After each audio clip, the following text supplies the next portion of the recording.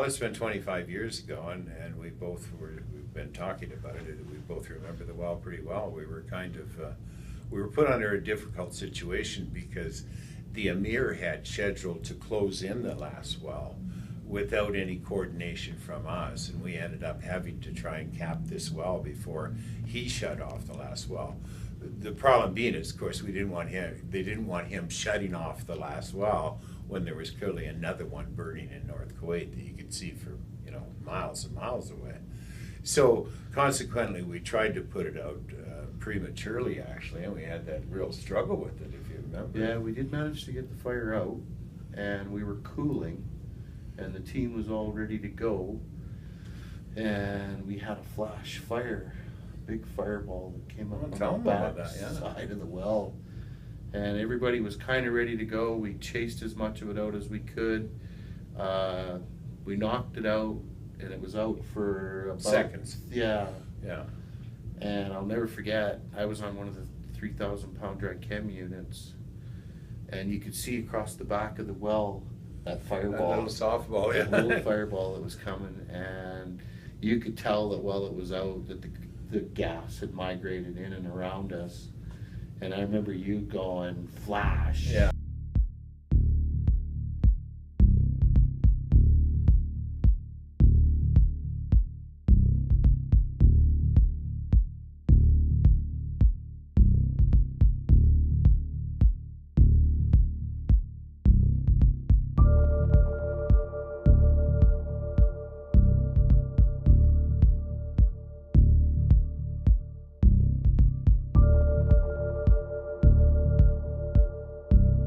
When the last well went out, it was quite an emotional letdown for me and I think everybody on the crew, because we'd worked so hard at it. It's all we thought about for months and months.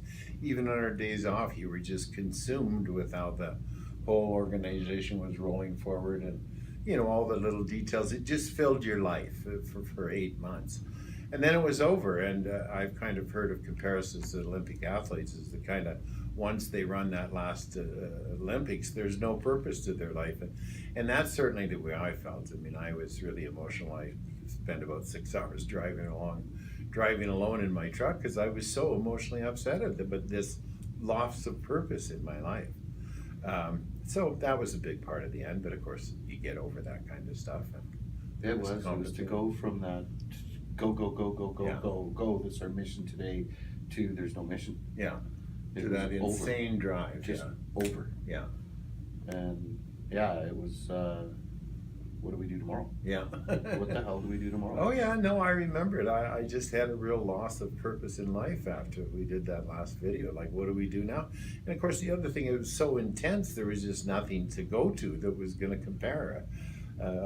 Short of jumping out of an airplane or something like that. It was just that intense for so long that when it was over, we were all pretty emotionally set back by it. But without a parachute. Without a parachute. Yeah, that's true.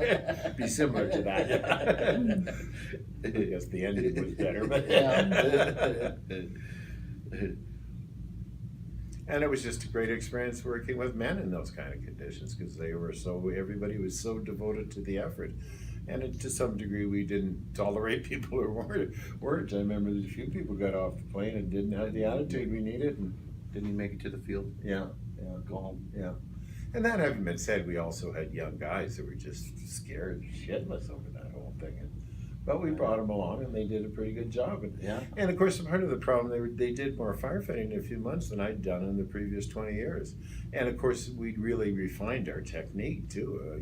We'd gone from some of those wells that were taking several days to being able to do some of the biggest wells in a few hours. So we really refined everything. And of course, it was a watershed event in our business. There was just a lot of things you'd never do again in terms of like cutting a wellhead off with a cable and stuff like that. That's right. That was just left behind. And of course, the firefighting techniques were far advanced from when we started out and what we did previous to that. At the end, Yeah. I mean, we peaked at 5 wells a day twice. Yeah. 3 wells a day was pretty common. Yeah. No, I know we tried to do 6 for all the time, but we never did accomplish it. 5 was with 3 crews was the best we did. Yeah. Yeah, it was a great experience. I mean, as I say, a wonderful experience of working with people in that environment that are so devoted to effort. You know, it was the ultimate management experience in terms of everybody rowing in the same direction kind of thing, you know. Yeah, I mean, the logistics in preparing for the well control crews to come in behind was the biggest reason for one of for our success. Yeah, absolutely. Is the well control crew rolled onto location, they knocked the well out and on to the next one because Yeah. it was already ready. And then the camping crew came in, And the yeah. cabin crew came in behind and knocked the old With shit all off. our Russian trucks and Yeah. everything we were using in Yeah. those days, yeah. Yeah, Yeah. that's fun.